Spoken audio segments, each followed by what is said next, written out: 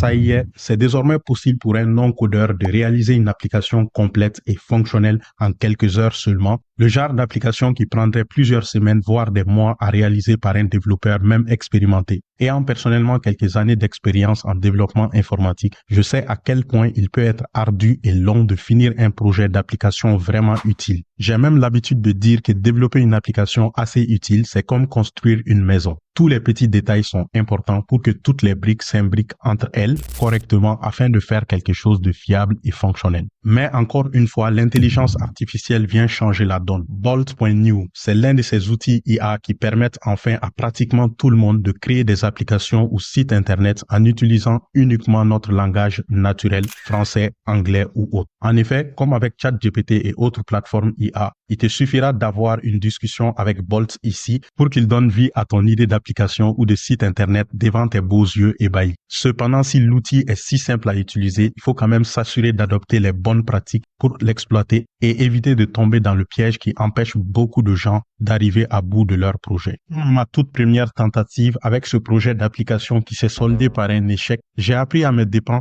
et après m'être renseigné au maximum, ça marche bien finalement. Si tu connais déjà Bolt.new, peut-être que tu as déjà vu quelques exemples de super projets mais incomplets et superficiels sur les réseaux sociaux par-ci, par-là. Dans cette vidéo, je vais te montrer dans les détails comment j'ai procédé pour créer cette application réellement bénéfique. Comme ça, tu éviteras des erreurs qui coûtent cher et t'empêchent en général d'arriver à bout de tes projets d'application avec Bolt. L'application permet essentiellement aux membres de ma communauté School de suivre les activités et les réalisations de la communauté. Une fois que l'utilisateur arrive sur cette page d'accueil, il peut voir les activités de la communauté organisées par statut, les activités récemment terminées, celles présentement en cours, celles à venir et même celles annulées. Lorsque l'utilisateur clique sur n'importe quelle activité, il peut voir les détails ainsi qu'une barre de progression pour connaître le niveau d'avancement de l'activité. Quant aux administrateurs de l'application, ils peuvent gérer toutes les activités à travers le panel d'administration pour la planification des activités. Une fois à l'intérieur, l'administrateur peut absolument tout faire pour la planification des activités. Ajouter une nouvelle activité, modifier, supprimer, rechercher, trier, etc. Il peut faire de même pour les catégories d'activités. L'application en soi n'est pas très compliquée, mais c'est un excellent cas pratique et bénéfique avec la mise en place de l'authentification et même une base de données. Bref, on va construire ça ensemble étape par étape et le déployer. Et tu pourras appliquer quelques-unes de mes petites astuces utiles pour développer tes prochaines applications. En tout cas, je l'espère bien. Mon nom est Boubacar, je suis spécialiste certifié en automatisation IA. Sur cette chaîne, j'aborde mes meilleures solutions IA pour, entre autres, booster ta productivité et accélérer la croissance de ton business sans nécessiter trop d'efforts. Si c'est quelque chose qui t'intéresse, n'oublie pas de t'abonner et d'activer la cloche de notification pour ne rien manquer des contenus pépites que nous partageons avec vous ici. Tu peux également te joindre à notre communauté School pour avoir accès à toutes les ressources, les automatisations prêtes à l'emploi, tous les prompts que j'utilise pour créer mes applications IA à partir de zéro, ainsi que nos formations pour intégrer les intelligences artificielles à tes processus business. C'est aussi une communauté d'entrepreneurs du même état d'esprit que toi qui s'entraînent pour atteindre leurs objectifs. Le lien est dans la description de la vidéo. J'offre également une session de consultation chaque 2 mois. Ce sera l'occasion de faire le suivi sur ton évolution dans la communauté et d'aborder tes propres idées et projets IA avec un spécialiste. Tu ne veux surtout pas manquer ça. Sans plus tarder, commençons à aborder la création de notre application que j'appelle Roadmap ou feuille de route en utilisant essentiellement la plateforme IA Bolt.new ainsi que de l'automatisation. On va faire ça essentiellement en 4 étapes. Tout d'abord, je vais te montrer la structure d'un prompt parfait à utiliser pour créer n'importe quel type d'application sur Bolt.new. Ensuite, deuxième point, on va automatiser la génération de ce prompt idéal en utilisant de l'intelligence artificielle. Comme ça, tu n'auras qu'à exprimer librement ton idée d'application et avec cette idée, l'intelligence artificielle va pouvoir générer le prompt complet à utiliser pour Bolt. Troisième point, on va prendre le prompt généré par notre système automatisé pour créer notre application sur Bolt.new. Et quatrième point, on va déployer notre application. 1. Structure du prompt parfait pour la plateforme Bolt.new. Pour commencer la création de ton application sur la plateforme Bolt.new, tu dois simplement lui fournir ton premier prompt à travers ce champ ici. Et la plupart du temps, on fait l'erreur de commencer par un prompt basique qui lui dit simplement quel genre d'application on souhaite créer. Comme par exemple, admettons que je suis un concessionnaire automobile et que je souhaite créer une application qui va fluidifier la gestion de mon parc automobile et aussi essentiellement pour faire le marketing de mes véhicules sur Internet. Donc, je peux être tenté de lui dire simplement crée une application pour fluidifier la gestion de notre parc automobile. Je souhaite y lister les autos, mentionner les caractéristiques et prix. Aussi, permettre aux visiteurs d'explorer les véhicules et de prendre rendez-vous avec notre bureau au sujet d'un véhicule particulier. Tu peux faire ça et commencer par ce genre de prompt, mais en général, cela n'est pas suffisant, sauf dans les cas où tu souhaiterais créer un simple site vitrine ou d'autres projets simples dans ce genre où tu n'auras pas besoin, par exemple, d'autres technologies à intégrer comme des bases de données, de l'authentification et pas mal d'autres fonctionnalités. Et le problème avec ce genre de prompt, c'est que tu perds tout contrôle sur la structure globale de ton application parce que l'intelligence artificielle va te produire un résultat presque au hasard. Donc, ce que ça va produire initialement, au lieu de continuer à construire sur ça pour terminer ton application, tu risques de lui demander des choses plus tard qui vont faire qu'ils doivent rebâtir complètement la structure de ton application. Donc, ton premier prompt aura été inutile dans ce sens-là. Donc, on va voir le résultat qu'il va nous proposer. 2 minutes plus tard, il a fini de développer les bases de l'application. Donc là, ça s'affiche tranquillement. Donc, on voit ici que ça nous a produit une première version de l'application. Donc, il se peut que cela ne corresponde pas exactement au genre de choses que tu voudrais faire. Donc, si on veut continuer avec ça comme ça, peut-être qu'on va devoir le rebâtir au complet. Dans ce sens-là, ton prompt initial n'aura pas été aussi utile que ça. Et ce n'est pas sûr qu'on ait toutes les bases. Parce que honnêtement, je pensais à un truc où les véhicules seraient affichés avec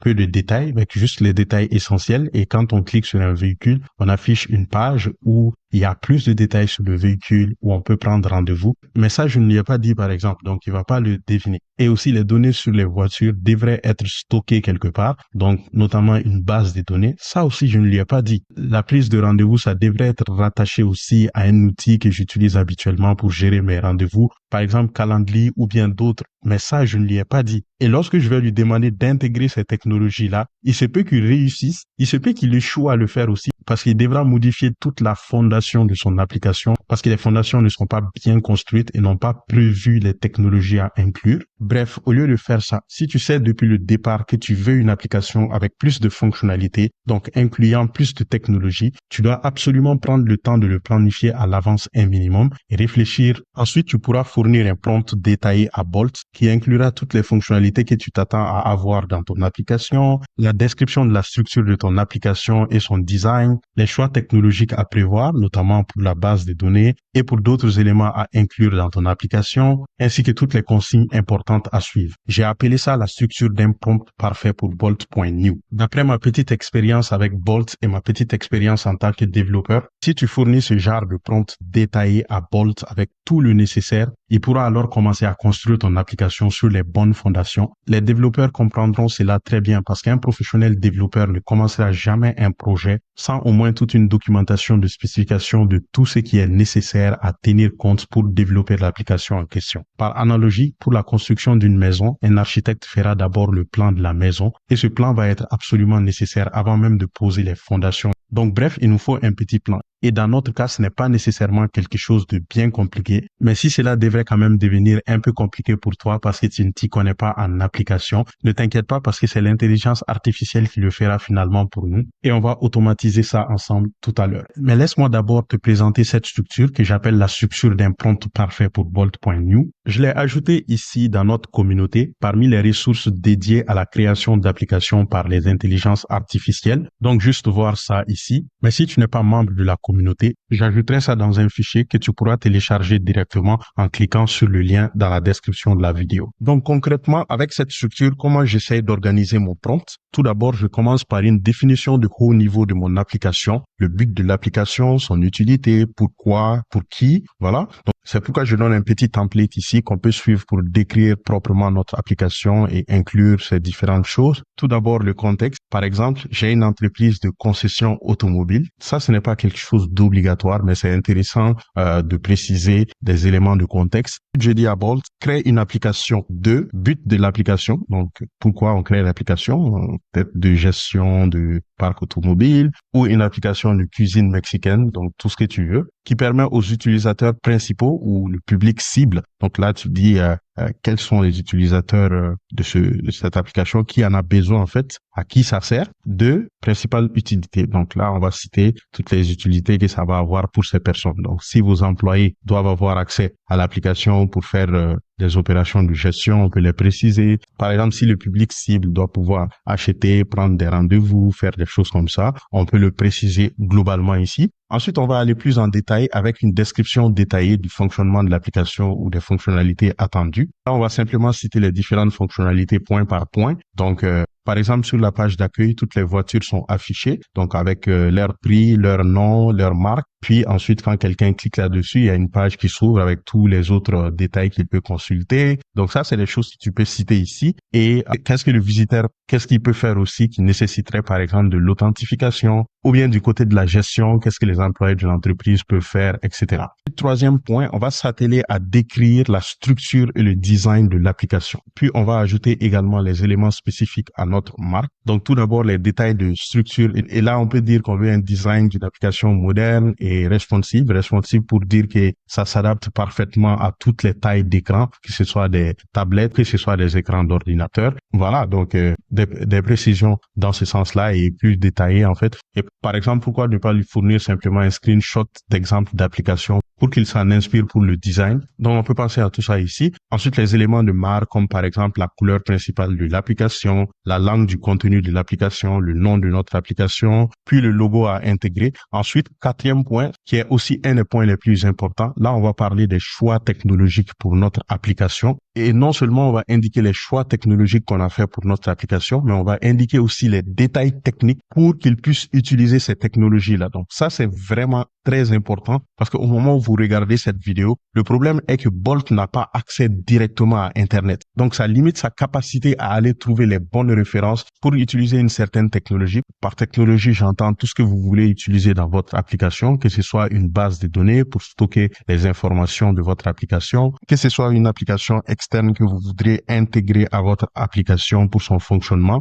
Par exemple, pour le paiement en ligne, vous pouvez vouloir utiliser Stripe ou PayPal. Donc, pour t'assurer que tout fonctionne parfaitement bien, tu devrais aller chercher les références techniques, les technologies que tu veux utiliser, puis les fournir ici. Ensuite, le dernier point de notre prompt, tu pourras lui donner des consignes supplémentaires à suivre lors de la construction de ton application. Par exemple, tu pourras lui dire de continuer jusqu'à terminer le premier draft de l'application avec tous les boutons fonctionnels, parce que des fois, il va s'arrêter pour attendre ton approbation afin de continuer. Mais ça, fondamentalement, ce n'est pas quelque chose de grave. C'est pourquoi je l'ai mis entre crochets ici. Ce n'est pas obligatoire de donner ça parce que ça dépend quel niveau de contrôle tu veux avoir sur ce qu'il génère. En général, il va avoir comme attitude de poser les bases de ton application et de créer au moins la page d'accueil et ensuite te demander si on doit continuer avec le reste. Pour ça, toi, tu as l'occasion de vérifier les petites choses qu'il fait avant qu'il ne poursuive avec le reste de l'application. Donc, ça diminue en fait le risque d'erreur. Donc, moi, je dirais, ne mets pas ça si tu veux avoir un contrôle à toutes les étapes de la construction des bases de ton application. Ensuite, un autre consigne, ça c'est très important. Tout au long de la construction de l'application, ne change jamais rien à l'application tant que je ne t'en donne l'ordre explicite. C'est important pourquoi? Parce que je remarque que lorsqu'on arrive à un certain niveau de la création de notre application et qu'on lui demande de faire un certain changement, des fois il peut juger bon d'aller refaire des parties de l'application que tu as déjà validées. Et ce genre de comportement, tu ne le veux pas parce que tu ne veux pas qu'il détruise ce qui marche ou qu'il le change d'une certaine façon, ce qui va nécessiter à ce que tu ailles encore contrôler toute cette partie, puis revenir sur la partie que tu es en train de construire. Bon, en tout cas, c'est souvent un bon réflexe d'ajouter ça comme consigne supplémentaire afin qu'il sache que toutes les parties de l'application qui ont été faites et qui sont fonctionnelles devraient rester comme telles, sauf si tu lui demandes explicitement de changer quelque chose là-dedans. Donc ça fait le tour pour la structure complète de notre prompt parfait pour Bolt. Donc si tu veux être méticuleux et contrôler tous les détails de ton application, tu peux écrire tout ça à la main ou bien tu peux même utiliser ChatGPT pour qu'il te fasse des suggestions à différents niveaux ou bien simplement faire ce que nous on va préférer faire ici, c'est-à-dire automatiser complètement la création de ce script. Donc imagine avoir juste à exprimer ton idée d'application comme tu le souhaites, donc librement en mentionnant ce que tu veux mentionner et en nous mettant les détails que tu veux laisser à l'intelligence artificielle deviner, comme par exemple ici avec ce prompt où j'ai dit j'ai une petite entreprise de concession automobile pour fluidifier la gestion de notre parc automobile. Je souhaite y lister les autos, mentionner les caractéristiques et prix, aussi permettre aux visiteurs d'explorer les véhicules et de prendre rendez-vous avec notre bureau au sujet d'un véhicule particulier. Donc, je décris ce que je veux, de la manière que je veux. Ensuite, à travers notre automatisation, tu peux choisir un modèle d'IA donc soit Claude, soit GPT-4, soit Grok, qui est le modèle d'intelligence artificielle de xAI, ou bien d'autres modèles d'intelligence artificielle ici que tu peux ajouter comme option. Et ensuite, on cliquerait juste sur le bouton générer prompt et au final, nous allons avoir un prompt généré avec la structure qu'on a décrite tout à l'heure. Donc, la définition au niveau de l'application, les fonctionnalités attendues, ainsi que le design et la structure. Puis, on peut même voir les éléments de configuration technique ici. Puis, il ajoute à la fin les consignes importantes dont on a parlé tout à l'heure. Alors que toutes ces choses, je ne l'ai pas abordé initialement ici. C'est complètement rassemblé par l'intelligence artificielle. Et avec ce prompt qu'il aura généré, on va remarquer qu'à certains endroits, il a juste mis placeholder. Placeholder, ça veut dire que vous devez remplacer ça par quelque chose. Pour votre logo, par exemple, vous devez fournir l'URL de téléchargement de votre logo pour que Bolt puisse ajouter votre logo à votre application. Donc, à certains autres endroits, il a mis le placeholder. Et donc, c'est pourquoi dans ce champ à faire avant Bolt, il va juste t'expliquer comment tu dois compléter ce prompt avant de l'utiliser pour générer ton application sur Bolt. Donc, il va te lister simplement toutes les choses à faire ici. Alors, tu pourras suivre ces étapes, puis prendre le prompt qui a été généré ici, donc en le copiant, puis l'ajouter juste ici dans prompt final Bolt et faire les petites modifications que tu dois y apporter. Et lorsque tout est bon, tu copies simplement le prompt en entier, puis tu vas pouvoir l'utiliser ici dans Bolt. Donc, on va construire cette petite automatisation ensemble, étape par étape à partir de zéro. Pour ça, rends-toi simplement sur la plateforme make.com. Si tu ne connais pas encore, c'est une plateforme d'automatisation qui permet d'interconnecter plusieurs applications entre elles pour qu'elles puissent exécuter différentes tâches les unes à la suite des autres. Comme ça, tu peux automatiser tous les processus que tu veux. À partir de là, il te suffit de te connecter sur make.com en cliquant sur Login ici, ou bien cliquer sur Get Started Free si tu n'as pas encore un compte et que tu veux créer un compte afin de continuer. Une fois connecté, tu vas simplement cliquer sur Créer un nouveau scénario, Create a New Scenario, ici en haut. Donc, je clique sur ça. Si tu es déjà membre de notre communauté School, le plan de cette automatisation est déjà disponible. Donc, tu peux la récupérer simplement en cliquant ici sur Classroom. Et dans cette section où tu trouves tous les modules de cours, donc il va y avoir un cours spécifique dédié à cette vidéo. Donc, tu peux simplement cliquer sur ça. Et une fois que tu l'as ouvert, la vidéo, elle va se trouver là. Comme maintenant, je suis en train de l'enregistrer, c'est pas encore disponible. Mais tu trouveras toutes les ressources en bas de la vidéo ici. Juste cliquer sur télécharger l'automatisation Make et automatiquement le scénario sera téléchargé sur ton ordinateur. Comme ça, tu pourras juste l'ajouter dans Make en cliquant sur More ici, Import Blueprint pour importer le plan de ton scénario. Cliquez sur choisir le fichier, puis choisir le fichier que tu viens de télécharger sur ton ordinateur et ensuite cliquer sur enregistrer et voilà, le système complet se charge pour toi. Tu vas aussi faire de même avec la base Airtable que tu vas récupérer juste ici, copier la base Airtable. Ensuite, tu établis la connexion avec ce scénario ici et ça va te faire gagner du temps. Mais sinon, tu peux suivre également avec moi. Ici, on va construire ce scénario à partir de zéro. Avant ça, je souhaite quand même t'expliquer le fonctionnement du scénario rapidement. Donc, comme on l'a vu ensemble tout à l'heure, tout va commencer lorsque quelqu'un va cliquer sur le bouton générer dans notre base Airtable. Ça va enclencher ce scénario ici avec ce webhook. Ensuite, là, on va mettre à jour le statut de la génération de prompt. En l'occurrence, on va mettre comme nouveau statut en cours pour dire que la génération du prompt est en cours. Ensuite, on va simplement générer le prompt ici en utilisant OpenRouter, qui est une application qui permet d'utiliser différents modèles d'intelligence artificielle. C'est ce qui va nous permettre essentiellement de faire le choix entre les modèles d'intelligence artificielle, soit les GPT d'OpenAI ou Claude AI ou d'autres modèles d'intelligence artificielle. Ensuite, le module GPT ici, c'est juste pour s'assurer qu'on a le bon format des données générées. Par données générées, j'entends les informations qu'on va obtenir à partir de l'étape de génération de prompt. Ces données générées vont concerner le prompt que l'intelligence artificielle va nous produire, ainsi que les instructions à faire avant dont on a parlé ici, donc qui va être ajouté dans cette colonne-là. Puis enfin, c'est l'enregistrement de ces deux données dans Airtable, donc le prompt Bolt, ainsi que ce qui doit être fait avant usage du prompt.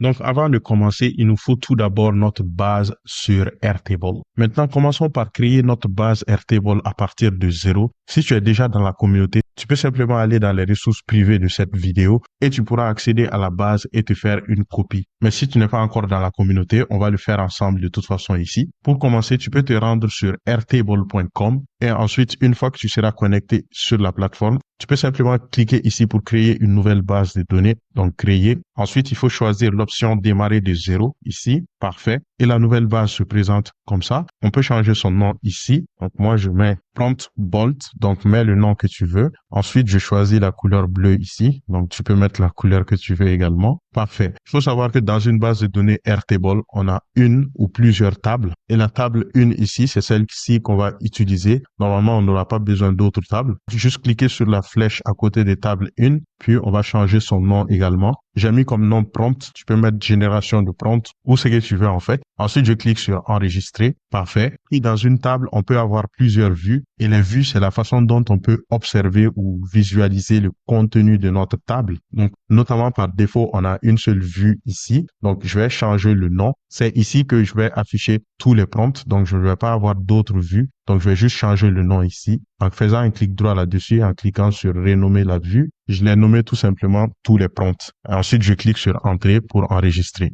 Maintenant, venons-en aux éléments de notre table des prompts. Dans cette table, on va tout d'abord avoir un champ identifiant. Donc, le name. Donc, name ici, je vais changer ça par identifiant de prompt. Donc, au lieu de name, je mets comme ça prompt ID. Donc, tu peux mettre identifiant prompt si tu veux, ou bien tu peux mettre ce que tu veux. Ce qui est important de savoir simplement, c'est que ça va nous permettre de numéroter nos prompts. Donc, avoir un identifiant numéro pour chaque prompt. Et c'est pourquoi je vais choisir le type de champ ici, qui doit être un numéro automatique. Numéro automatique ici. Je clique là-dessus, puis je clique sur entrée. Parfait. Vous voyez que ça fait 1, 2, 3 ici. Ensuite, le deuxième champ dont on aura besoin dans notre table, c'est l'idée de projet d'application de l'utilisateur. Donc, je vais cliquer sur modifier le champ. Je vais l'appeler simplement projet application. Et le type texte long, c'est parfait pour ça parce que l'utilisateur peut citer son projet d'application. Ça peut être un texte assez long. Donc, on va simplement cliquer sur enregistrer pour terminer avec ce champ. Ensuite, le troisième champ dont on a besoin, ça va être pour le modèle IA à utiliser pour générer le prompt.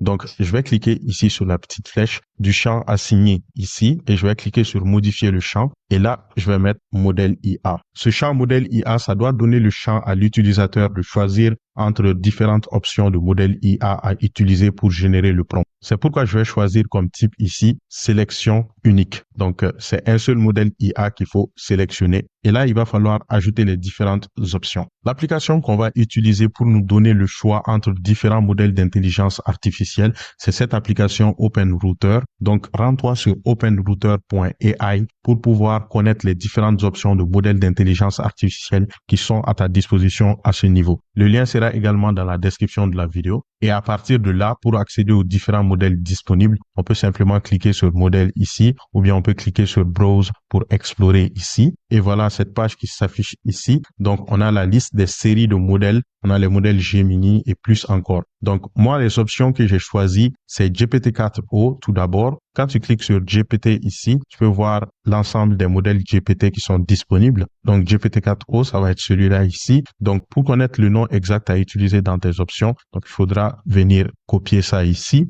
Donc, je clique sur ce petit symbole-là pour copier le nom de ce modèle d'intelligence artificielle. Donc, c'est ce nom-là qu'on va utiliser pour exploiter GPT-4 à travers cette application OpenRouter. De retour sur la base Airtable, je vais ajouter GPT-4o comme la première option. Donc, je clique sur ajouter une option, puis j'ajoute le nom exact de GPT-4o au niveau de OpenRouter. Puis, je fais la même chose pour récupérer d'autres modèles d'intelligence artificielle qui peuvent m'intéresser comme option le prompt Bolt. Donc, je viens ici. Personnellement, le modèle que j'apprécie le plus par rapport à cette tâche, c'est Claude AI. Donc, je vais cliquer sur Claude ici et je vais récupérer le nom exact de Claude 3.5 Sonnet.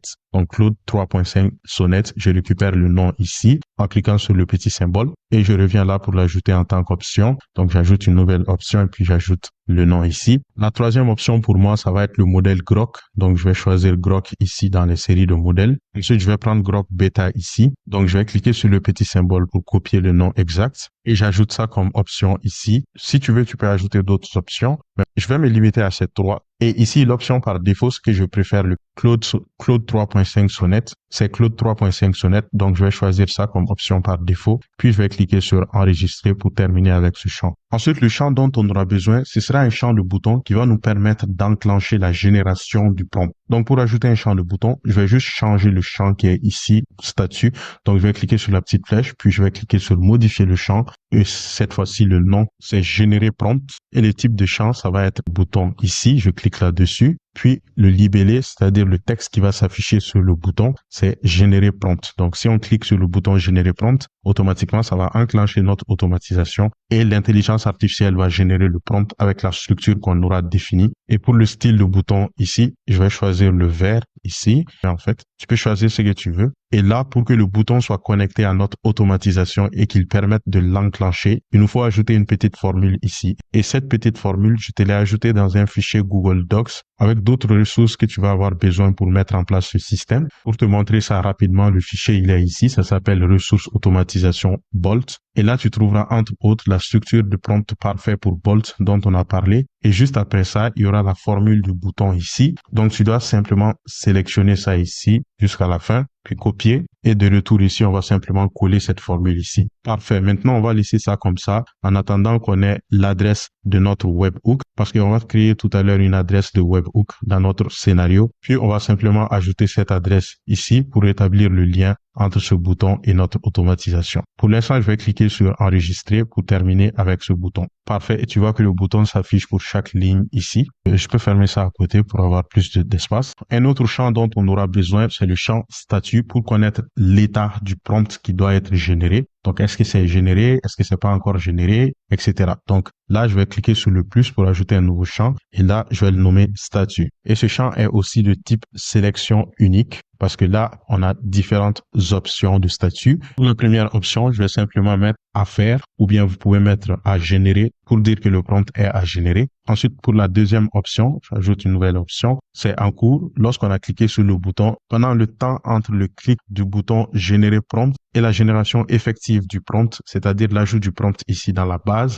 Et la troisième option, c'est terminé. Bien sûr, lorsque la génération du prompt sera terminée. Je peux prêter attention aux couleurs que j'attribue aux différentes options ici. Pour à faire, je vais mettre la couleur rouge. Pour en cours, je vais mettre la couleur jaune. Puis pour terminer, je vais mettre la couleur verte. Donc, je vais cliquer sur créer un champ pour ajouter ce champ. Parfait. Maintenant, il nous reste les champs dans lesquels nous allons enregistrer les réponses du modèle d'intelligence artificielle. Donc, nous allons avoir un champ prompt généré. Donc, je vais ajouter ça ici en cliquant sur le plus. Puis, je lui donne le nom prompt généré. Le type de champ, c'est un texte long. Donc, je vais choisir texte long ici. Puis, je vais cliquer sur créer un champ. Ensuite, le deuxième champ ici, ce sera le champ où on va avoir les instructions à suivre avant d'utiliser le prompt généré sur le bord. Donc, je vais cliquer sur le plus ici pour ajouter ce champ. Et le nom, je vais mettre à faire avant. Ensuite, je vais choisir le type texte long et ensuite, je vais cliquer sur créer champ. Le dernier champ, le tout dernier champ qu'on va avoir, c'est le champ où tu vas mettre ton prompt révisé. C'est-à-dire, lorsque tu as suivi toutes les instructions données par l'intelligence artificielle pour compléter ton prompt, donc le prompt complété, tu vas pouvoir le stocker dans un champ ici. Je vais l'appeler prompt final bolt. Ensuite, je vais choisir le type de champ texte long. Parfait. Et ensuite, je vais cliquer sur créer le champ. Donc, ça fait bien le tour pour tous les champs dont on a besoin pour notre système. Je vais effacer les lignes vides ici. Ça ne sert à rien. Je vais juste cliquer dans le petit carré ici. Puis, je vais faire un clic droit sur les lignes vides. Puis, je vais cliquer sur supprimer tout. Donc, si j'ai envie d'ajouter un nouveau projet d'application, je clique sur le plus ici. Puis, j'indique ici quel est mon projet d'application, qu'est-ce que je veux, etc. Ensuite, je clique sur générer prompt et l'intelligence artificielle va s'occuper de générer le prompt et il sera enregistré ici. Et l'IA nous donnera également la liste des choses à faire avant d'utiliser le prompt. Maintenant, allons connecter cette base à notre scénario make.com. De retour sur notre tout nouveau scénario, là, on va ajouter un webhook pour connecter notre scénario à la base qu'on vient de créer. Donc, je vais cliquer ici sur webhook ou bien chercher simplement dans cette petite barre de recherche si vous ne le voyez pas. Donc, webhook, W-E-B. Voilà. Donc, je vais cliquer sur webhook ici. Ensuite, je vais choisir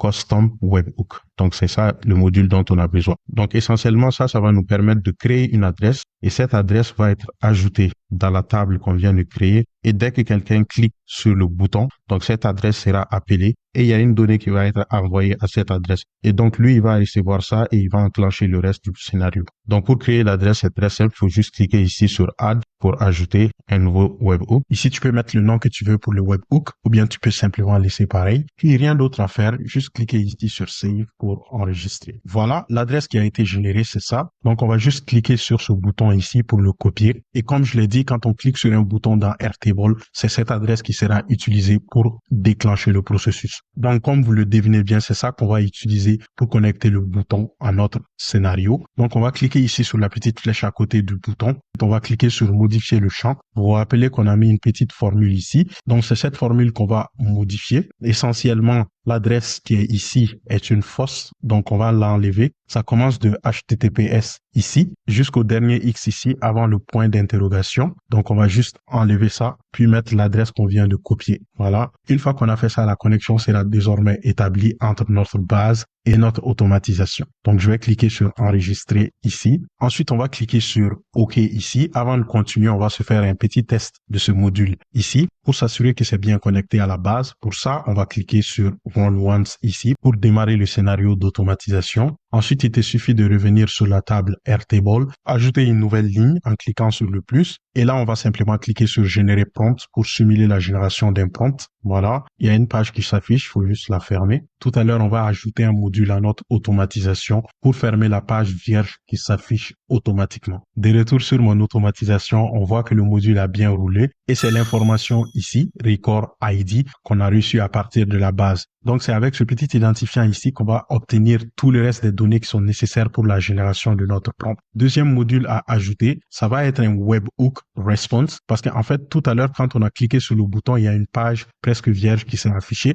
Donc, il va falloir fermer cette page-là automatiquement. C'est juste pour la convenience. Sinon, on peut bien sûr laisser l'utilisateur la fermer lui-même, mais c'est incommodant. Donc, je vais ajouter le module supplémentaire à notre scénario en cliquant sur le plus ici. Là, ça va être aussi un module webhook. Donc, je peux cliquer sur webhook. Ensuite, je clique sur webhook response. Donc, c'est pour renvoyer une réponse à la demande qu'on a reçue. Donc, il faut voir ce module-là comme une façon de recevoir une demande. Et là, on va renvoyer la réponse à la demande pour que la page se ferme automatiquement. Pour faire ça, on va laisser le statut descend ici et tu as juste à lui envoyer un petit script ici. Donc, c'est vraiment pas compliqué. Il faut juste regarder, écrire exactement ce que tu vois. Donc, un petit crochet ouvrant, script. On ferme le crochet. Sinon, je peux te copier ça également dans le petit document dont tu trouveras le lien dans la description de la vidéo. Une fois que tu as mis ce script, tu peux cliquer sur OK. Parfait. Donc, désormais, quand on va cliquer sur le bouton, la page blanche qui s'affiche se referme automatiquement. Ensuite, la prochaine étape avant de commencer à générer notre prompt, c'est de changer le statut du prompt dans la base des données pour dire que c'est en cours de génération actuellement. Donc, je vais cliquer sur le plus ici. On va choisir le module Airtable. Donc, juste écrire ici Airtable si tu ne le vois pas. Parmi les modules Airtable, ce qu'il faut choisir, c'est Update et Record parce qu'on va changer le statut et Update, c'est pour mise à jour. Donc, on va cliquer sur Update et là, il te faudra simplement établir une connexion avec Airtable. Pour faire ça, tu cliques sur Add ici pour ajouter une nouvelle connexion. Ensuite, tu peux mettre le nom de connexion que tu veux ici. Rassure-toi que ce soit différent de toutes les autres connexions que tu as déjà établies au préalable avec Airtable. Ensuite, tu peux juste cliquer sur Save ici pour enregistrer et il y a cette fenêtre qui s'affiche où on va te demander d'établir la connexion avec la base que tu souhaites. Donc, on va cliquer ici sur Ajouter une base et on va simplement chercher dans la liste ici la base qu'on vient de créer. Pour moi, c'est celle-ci, Prompt Bolt. Donc, je clique sur ça, puis je clique sur Octroyer l'accès. Et voilà, la connexion est établie ici. Maintenant, je vais choisir la base qui m'intéresse et c'est bien Prompt Bolt. Je vais cliquer sur ça. Ensuite, je vais choisir la table concernée. C'est Prompt ici. Et là, on doit mettre l'identifiant de record. C'est cet identifiant de record qu'on a reçu à l'état du webhook. Donc, c'est cet identifiant qui se présente ici au niveau du module 1. Je vais cliquer sur ça. Parfait. Ensuite, tout ce qu'on a à faire, c'est de changer le statut. Donc, je vais cliquer ici sur Map. Donc, pour le champ statut ici, on doit mettre en cours. Pour t'assurer de ne pas faire une erreur, tu peux juste cliquer sur Map ici.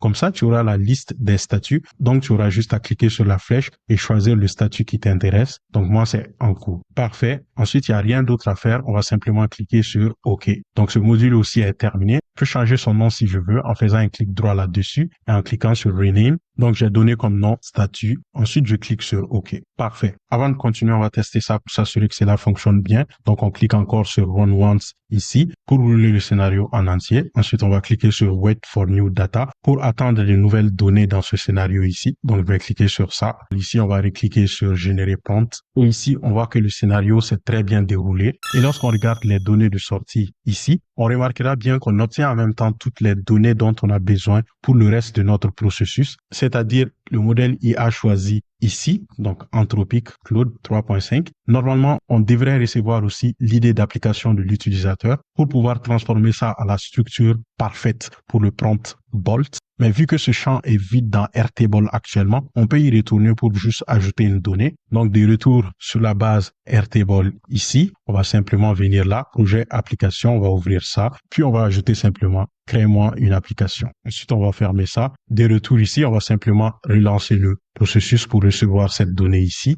Donc, je vais cliquer encore sur Wait for New Data pour attendre une nouvelle donnée. Et sur la base ici, je vais cliquer sur Générer prompt. Parfait. Et là, le scénario a bien roulé. Cette fois-ci, on devrait avoir la donnée projet application. Crée-moi une application. Parfait. Donc, on va continuer avec le reste du scénario ici. Maintenant qu'on a toutes les données, on peut enfin générer notre prompt parfait pour Bolt. Donc, je peux cliquer sur le plus ici pour ajouter un nouveau module. Ici, on aura besoin d'utiliser une application qui s'appelle OpenRouter pour pouvoir choisir le modèle d'intelligence artificielle qu'on veut afin de réaliser la tâche dont on a besoin, en l'occurrence, dans notre cas, générer le prompt. Et pour utiliser OpenRouter, moi, je vais utiliser un module HTTP. En fait, il y a des modules qui ont été créés pour OpenRouter qui existent, mais ces différents modules qui existent sont payants en soi. Donc, je ne vais pas vous imposer d'acheter l'accès à un module OpenRouter payant. C'est pourquoi je vais utiliser simplement un module HTTP pour directement utiliser l'API de OpenRouter. Donc, vous allez voir que c'est pas très compliqué à faire. Donc, juste cliquer ici sur HTTP et là, on va choisir le module Make an API Key Auth Request. Je sais que c'est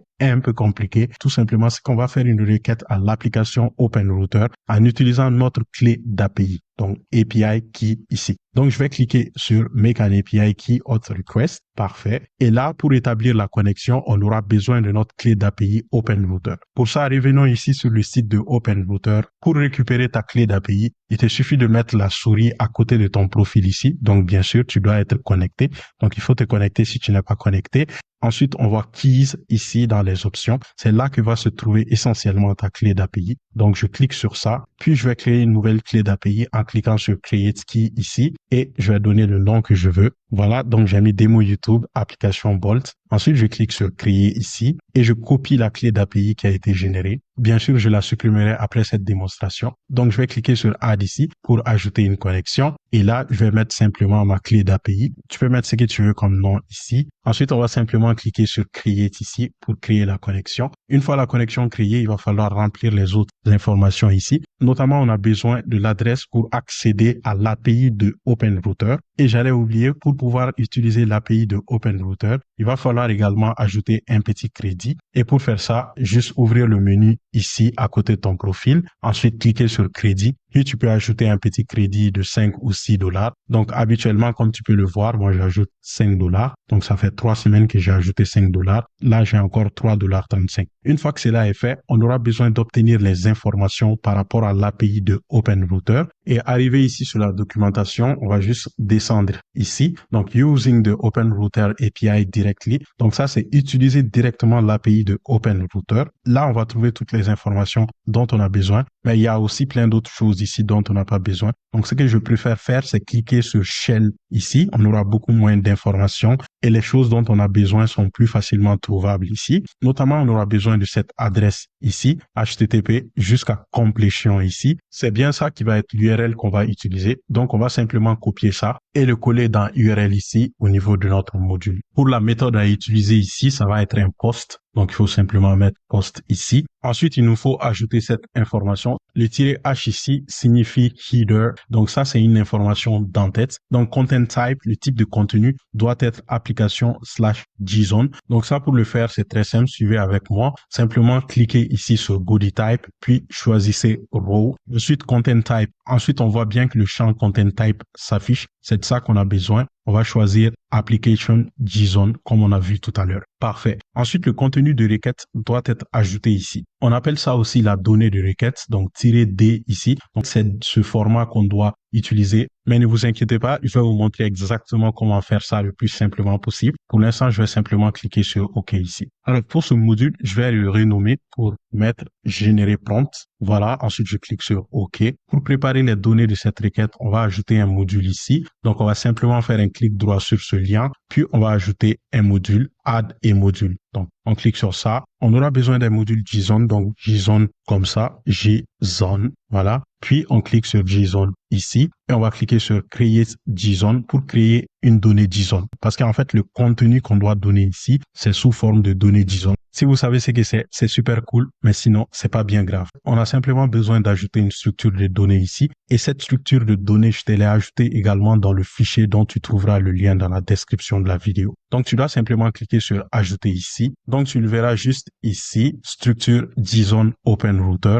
Donc, tu vas juste devoir copier ça, la première parenthèse ici jusqu'à la dernière. Donc, on va copier ça. De retour sur le scénario, on va simplement cliquer sur Ajouter. Puis, on peut donner un nom à notre donnée. Moi, j'ai juste ajouté Open Router ici, comme c'est une donnée pour Open Router. Ensuite, je vais cliquer sur Generate ici pour générer la structure de données. Et je vais donner l'exemple de données ici qu'on vient de copier dans le fichier dont le lien est dans la description de la vidéo. Ensuite, on va simplement cliquer sur Generate pour générer ici. Et là, il va t'ajouter tous les champs nécessaires pour la donnée qu'on a besoin d'envoyer à Open Router. Donc, on va cliquer simplement sur Save. Ici, on n'a rien à changer. Ensuite, on verra les champs qui vont apparaître tout bonnement ici, comme par magie. Dans Modèle ici, on va mettre le modèle d'intelligence artificielle qui a été choisi par l'utilisateur pour générer le prompt Bolt. Donc, ça se trouve à l'étape du statut. Donc, on voit modèle IA ici. On va cliquer sur modèle IA. Pour le maximum de tokens, tu peux mettre 4000 ou 3000, peu importe. En fait, c'est ce qui va être utilisé pour limiter la réponse du modèle d'intelligence artificielle. Donc, 4000, ça va bien, ou 3000, ça est suffisant aussi. Ensuite, dans message, on doit ajouter les prompts à utiliser au niveau de notre intelligence artificielle. Donc, pour ça, on va cliquer sur Add Item ici pour ajouter un nouveau prompt. Pour le rôle de ce premier prompt, on va mettre système. Donc, faites bien attention à écrire système en anglais, tout en minuscule. Donc, système, S-Y-S-T-E-M.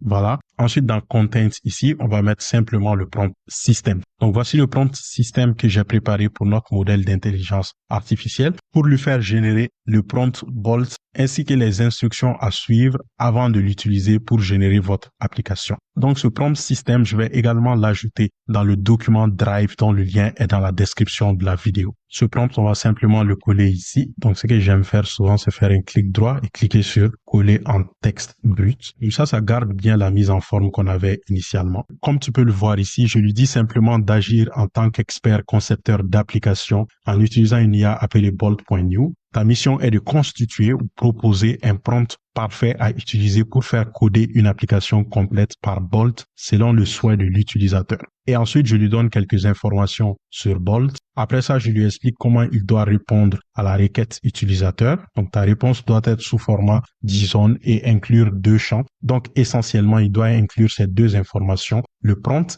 ainsi que les instructions à suivre avant d'utiliser le prompt. Ensuite, je lui indique la structure à suivre pour le prompt Bolt dont on a parlé et ce sera tout en fait. Donc après le prompt système ici, on va lui ajouter le prompt utilisateur aussi, c'est-à-dire lui indiquer l'idée d'application de l'utilisateur. Donc là, on va mettre user, donc en anglais aussi, U-S-E-R, parfait. Dans le contenu, on va mettre l'idée d'application de l'utilisateur. Donc projet application ici qu'on a reçu à l'étape statut. Donc projet application, parfait. Donc les données sont complètes ici, on va simplement cliquer sur OK. Parfait. Donc revenons à notre module de génération de prompt ici. Donc on va ajouter les données ici. Request content, donc le contenu de la requête. Les données vont être simplement regroupées en chaîne JSON ici. Donc on va cliquer sur ça. JSON string. Parfait. Ensuite, il faut cliquer sur parse response ici. Comme ça va nous sortir sa réponse dans le bon format et nous, on va pouvoir utiliser ça par la suite. Je sais que c'est un peu challengeant à ce niveau, mais ce sera tout pour ce module-là. Je vais cliquer sur OK. Parfait. Avant de continuer, on va tester ça pour voir. Pour ça, je vais cliquer sur Run Once. OK. Et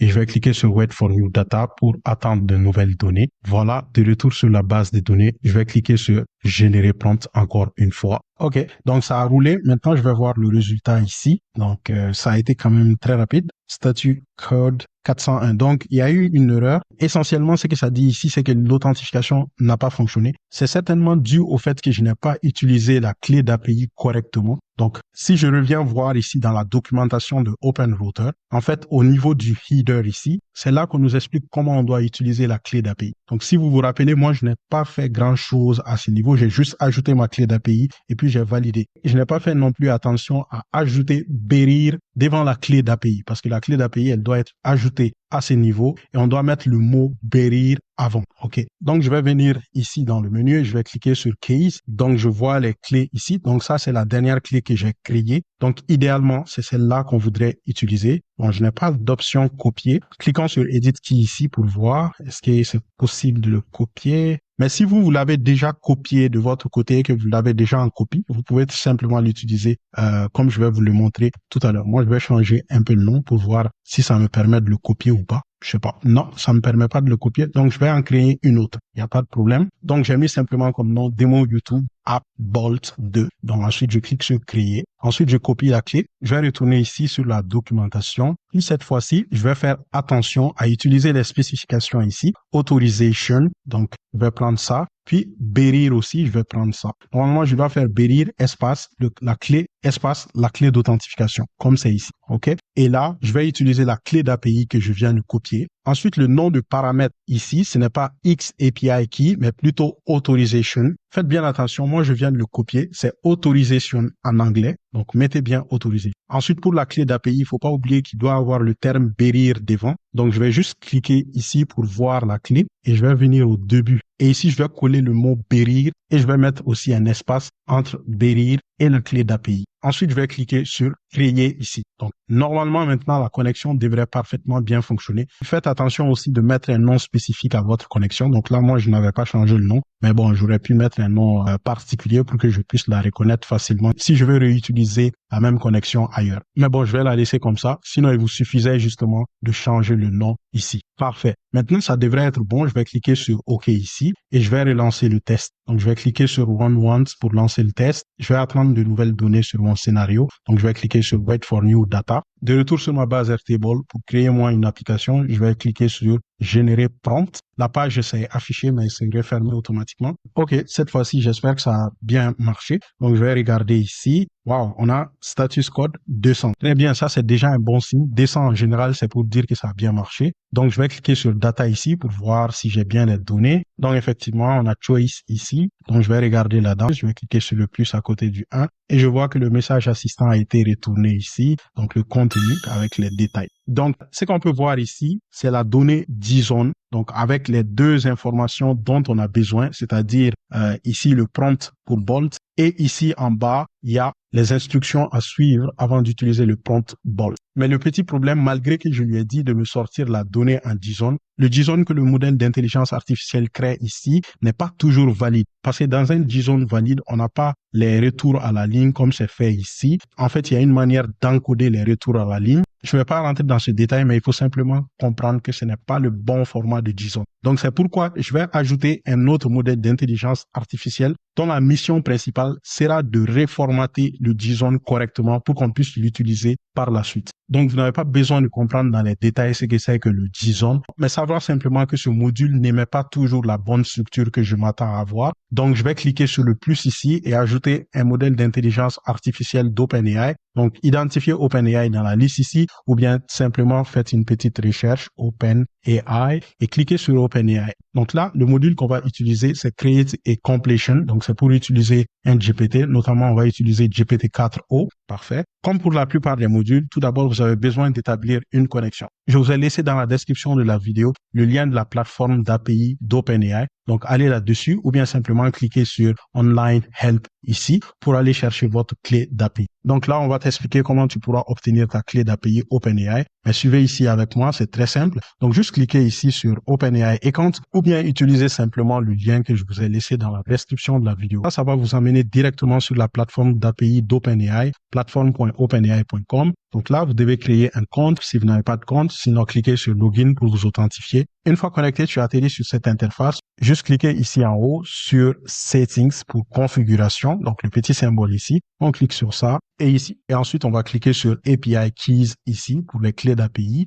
On va simplement ajouter une nouvelle clé d'API comme on l'a fait précédemment. Donc, create a new secret key. Donc, on va se créer simplement une nouvelle clé d'API en cliquant ici sur create new secret key. Mais comme moi, j'ai déjà une connexion établie, je ne vais pas le refaire. C'était juste pour vous montrer rapidement. Surtout pour les personnes qui sont nouveaux ici, on le fait tout le temps. Ensuite, faites bien attention à ajouter un petit crédit dans votre compte OpenAI pour utiliser l'API. Donc, pour ça, on clique simplement sur Billing ici. Puis, on va cliquer sur Add to Credit Balance pour ajouter un petit crédit. Une fois que vous avez votre clé d'API, donc simplement cliquez ici, puis mettez la clé d'API et cliquez sur Save pour enregistrer. Mais comme moi, j'ai déjà une connexion établie, donc je vais utiliser celle-ci directement. Ensuite, je vais choisir le modèle IA à utiliser. Pour moi, en l'occurrence ici, ça va être le modèle GPT-4. Donc, GPT-4o Latest, je vais choisir ça. Donc, c'est certainement la plus récente version de GPT-4o. Ensuite, dans le message ici, je vais d'abord lui ajouter un message système pour donner un rôle au modèle d'intelligence artificielle. Donc, je clique ici,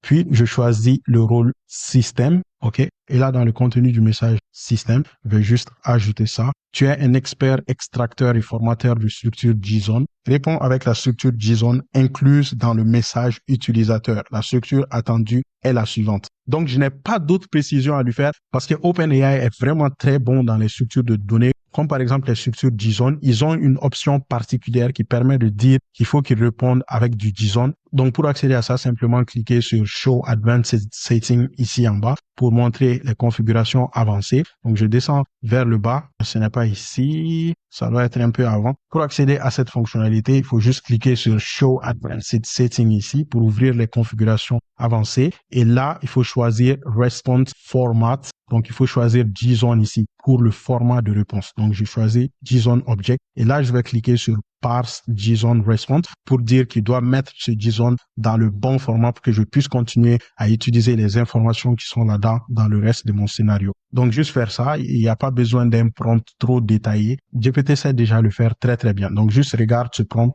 puis tu peux le faire de ton côté. Sinon, je pourrais également l'ajouter au document Drive dont le lien se trouvera dans la description de la vidéo. Ensuite, je vais ajouter le message utilisateur. Donc, le message système, c'était essentiellement pour attribuer un rôle à notre GPT et le message utilisateur viendra lui fournir la donnée sur laquelle il doit effectuer la tâche. Donc là, je vais cliquer simplement sur User et pour Text Content ici, je vais lui donner la donnée provenant de l'étape précédente. Donc, l'étape générée prompt ici. Donc, je vais dans Choice, comme on a fait tout à l'heure pour voir le message. Donc, message ici, je vais cliquer là-dessus. Ensuite, le contenu de message, content ici, c'est ça que je vais mettre là. Une fois que ça c'est fourni au GPT, il va bien faire ce travail-là. Donc, je vais cliquer sur OK. Je vais changer son nom. Donc, j'ai mis correcteur JSON ici. Je vais cliquer sur OK. Parfait. Si on veut, on peut refaire un test de ce scénario. Donc, je vais cliquer sur Run Once. Je vais aller avec de nouvelles données. Et là, ensuite, de retour sur la base, je vais cliquer sur Générer prompt ici. Parfait. On voit que ça roule. Et voilà, donc il a fini le travail. Je vais regarder que ça a été bien fait. Je suis déjà très confiant par rapport à ça.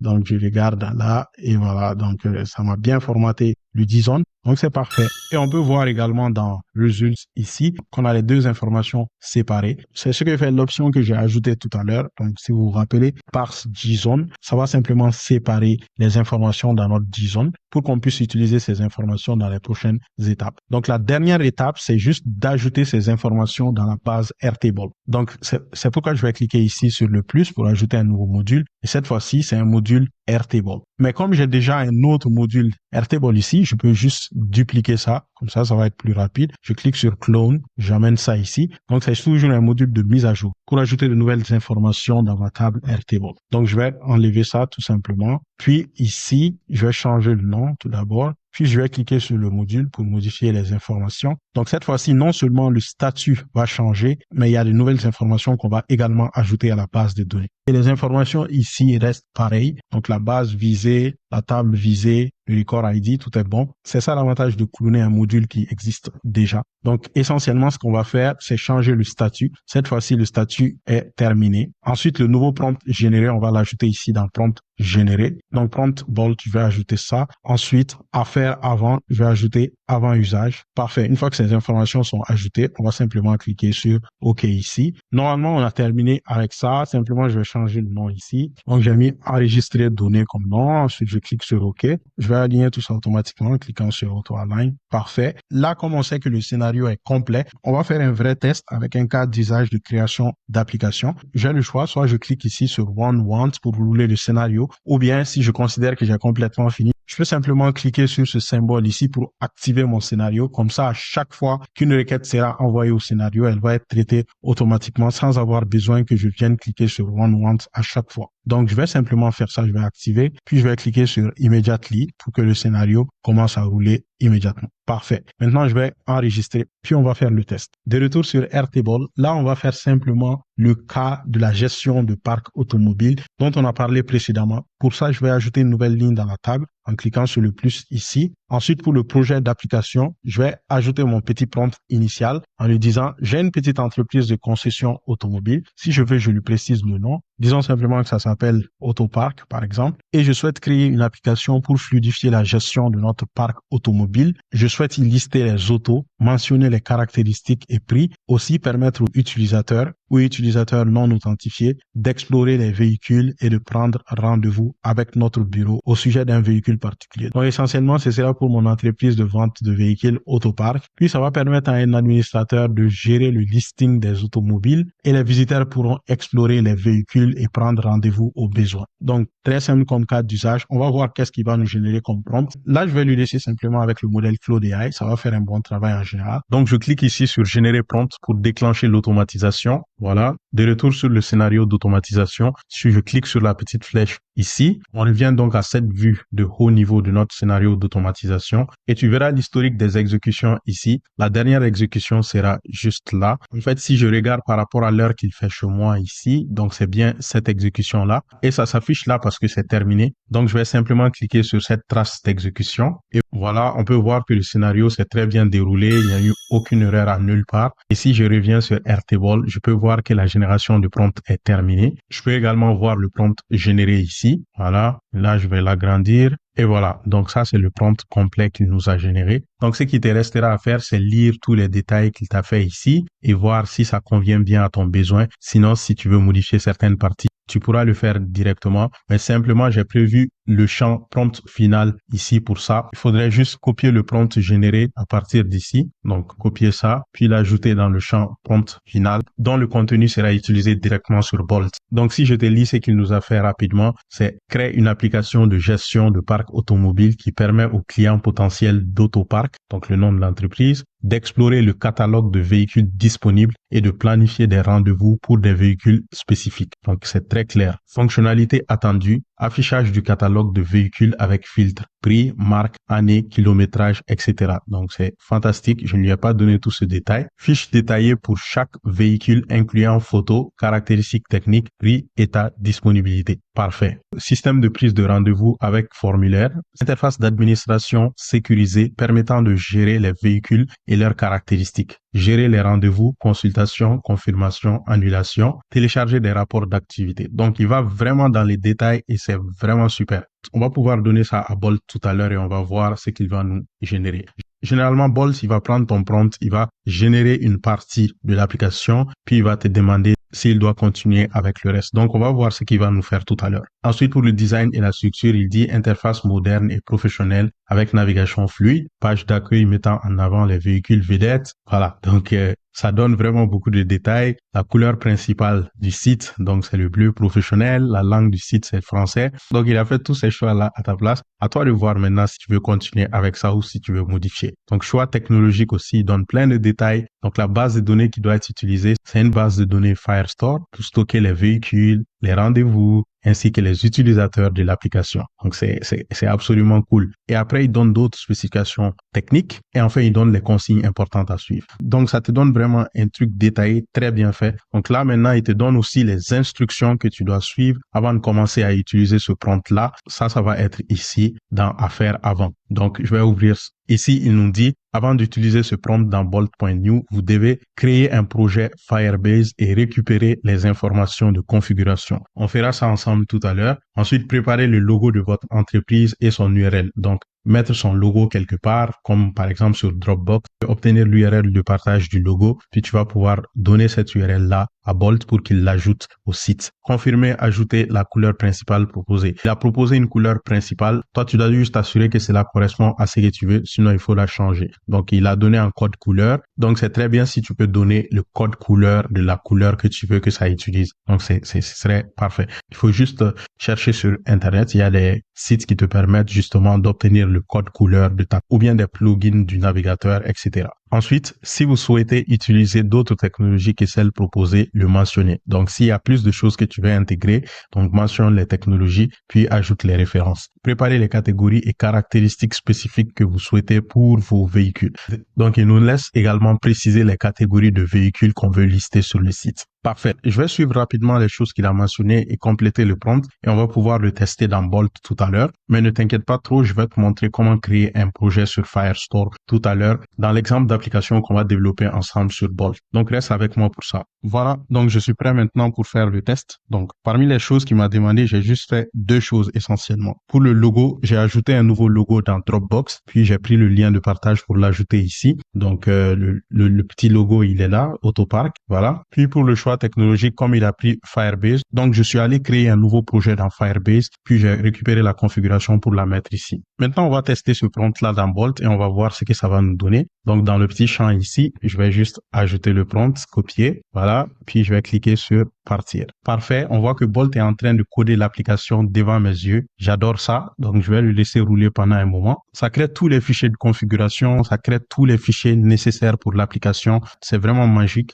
Tu ne sais pas à quel point ça prendrait du temps à un développeur de mettre tout ça en place. Mais je peux te dire que c'est quand même super génial. Donc, il a fini ce premier draft. Donc, on va voir ce qu'il a fait. Maintenant, il affiche aussi une prévisualisation de l'application. Déjà là, il tombe sur une erreur en essayant d'afficher la prévisualisation de l'application. En supposant que je ne sais pas ce que c'est, je vais juste copier l'erreur, donc tout le texte ici. Puis, je vais lui mettre ça dans la barre ici. Une erreur rencontrée. Et tu l'as corrigé. Donc là, je lui colle l'erreur, puis j'envoie. Donc là, tranquillement, il dit qu'il y a une page qui était manquante, donc il va corriger ça. Mais bon, là, il me parle en anglais. Je pourrais lui dire aussi, parle-moi en français. Mais normalement, il devrait faire ça automatiquement sans que je n'ai besoin de lui préciser ça, puisque je lui parle en français de toute façon. Donc, j'espère que cette fois-ci, il va nous sortir une belle prévisualisation. On le laisse cuisiner un moment. Et voilà, donc il vient de terminer ça. J'espère que la prévisualisation va bien marcher cette fois-ci. Et voilà, donc la prévisualisation fonctionne à merveille. On voit notre application en train de prendre vie. C'est super génial. Donc, il m'a fait un truc vraiment joli. Je peux agrandir ça ici. Voilà, parfait. Donc, en grand, voici ce que ça donne. Trouvez le véhicule de vos rêves. Découvrez notre sélection de véhicules d'occasion premium, inspectés et garantis. Donc, voir le catalogue ici. Je vais voir si ce petit bouton, il marche. Donc, si je clique sur ça, wow, ça marche. Donc, on voit notre catalogue de véhicules. Et le petit champ de recherche ici, c'est vraiment cool. Donc, on a du filtrage également ici. Donc, on peut dire quel prix minimum on veut. Comme, par exemple, si je lui dis ici comme prix minimum 20 000 euros, normalement, il devrait m'enlever cette voiture-là. Je sors de ce champ. OK. Bon, il me semble que le filtrage n'est pas complètement fonctionnel encore, mais ça se règle en un seul prompt en lui disant de rendre le filtrage complètement fonctionnel. Donc, la petite barre de recherche. Donc, si je mets Renault, par exemple, Renault, et que j'essaie de faire de la recherche, bon, ça aussi, ce n'est pas complètement fonctionnel. Donc, ça, je peux réunir ça dans un prompt en lui disant de faire fonctionner le filtrage et de faire fonctionner la recherche aussi. Mais sinon, la page produit, ça fonctionne parfaitement bien. Donc, on voit les images de voitures. Donc, ça, on pourra le remplacer effectivement avec les images de nos vraies voitures. Puis, si je clique sur le bouton de prise de rendez-vous ici, hop, la prise peut donner mon email, peut donner le téléphone, puis je peux choisir la date et l'heure, puis je peux envoyer un petit message avec ma demande de rendez-vous et cliquer sur confirmer le rendez-vous. Voilà. Donc, sinon, je peux voir aussi le pied de page ici qu'il a bien organisé. Voilà. Donc, c'est un début d'application avec pas mal de choses intéressantes. Donc, contactez-nous, une page, contactez-nous également. Donc, avec toutes les informations de contact de l'entreprise. C'est vraiment un début fantastique. Donc, si je reviens à l'accueil, si je veux revenir à l'accueil, je peux simplement cliquer sur le logo ici. Donc, et voilà. Donc ça, en un seul prompt, il a pu me générer un truc comme ça. Sinon, vous avez vu au début qu'avec le prompt très simple, le prompt basique, il m'a fait un truc mais vraiment pas très digeste. Donc là, il me fait un truc super génial. Donc dites-moi ce que vous en pensez dans les commentaires. Maintenant, on va pas continuer avec ce projet-là pour le rendre complètement fonctionnel, puisque ça me sert à rien personnellement d'avoir une application qui gère un parc automobile, puisque je n'ai pas de parc automobile. Donc, on va plutôt partir sur un exemple pratique qu'on va conduire du début à la fin, donc de la génération du prompt avec notre automatisation jusqu'à la finalisation de l'application. Donc, restez avec moi pour ça. Donc, l'exemple d'application qu'on va développer ensemble maintenant, ça va être cette application que j'ai créée pour ma communauté, pour que les membres de ma communauté puissent faire le suivi des activités. Donc, ça va concerner essentiellement les activités récemment terminées, donc où ils peuvent cliquer sur une activité et voir les détails et même cliquer sur un lien de référence de l'activité pour aller trouver des informations plus détaillées sur l'activité. Puis il y a aussi une barre de progression. Donc, une activité terminée, c'est 100% au niveau de sa barre de progression. Ensuite, il y a les activités en cours. Donc, on a différentes activités en cours ordonnées par ordre de priorité, comme c'est mentionné ici. Donc, on a la barre de progression. Donc, et voilà. Et les activités à venir. Donc, ce qui est très important pour donner de la perspective aux gens. Donc, on a ça. Puis, on a aussi les activités annulées. Donc, je pourrais mettre la raison pourquoi c'est annulé. Donc, tout ça peut être vu ici. Les membres aussi, ils peuvent directement accéder également à la communauté en cliquant ici ou bien tout simplement en cliquant ici sur Communauté School. Et si vous voulez voir qu'est-ce que vous pouvez trouver dans notre communauté, vous trouverez le lien dans la description de la vidéo. Donc, l'essentiel des fonctionnalités de cette application se trouve derrière ce petit bouton administration. Donc, tout ce qui permet à un administrateur effectivement de gérer les activités dans cette application, donc se trouve ici. Je vais vous faire un tour de ça également rapidement. En cliquant sur le bouton administration, l'administrateur peut simplement s'authentifier avec son email et son mot de passe. Donc, tout ça, c'est fonctionnel. Donc, on peut se connecter. Puis, on voit les activités listées ici. On peut les trier par catégorie, par statut, par date d'ajout. On peut aussi gérer la pagination ici. On peut ajouter une nouvelle activité. On peut supprimer une activité. On peut modifier une activité. On peut gérer aussi les catégories d'activités dans ce champ ici. Donc, nous allons faire ensemble une version simplifiée de cette petite application à partir de zéro. Comme ça, cela va vous permettre de comprendre comment utiliser efficacement Bolt pour réaliser une application qui répond parfaitement à vos besoins. Pendant que je tourne cette vidéo, malheureusement, je suis tombé malade. J'ai donc décidé de la diviser en deux parties. Donc, la deuxième partie qui va venir bientôt, on va créer l'application au complet et vous allez voir comment il faut utiliser avec efficacité Bolt pour réaliser l'application idéale pour votre business et aussi, pourquoi pas, réaliser des applications que vous allez vendre à vos clients ou vendre directement son accès comme un produit SaaS. Donc, on se rejoint dans la deuxième partie de cette vidéo qui va venir très bientôt. Sur ce, on se dit à bientôt.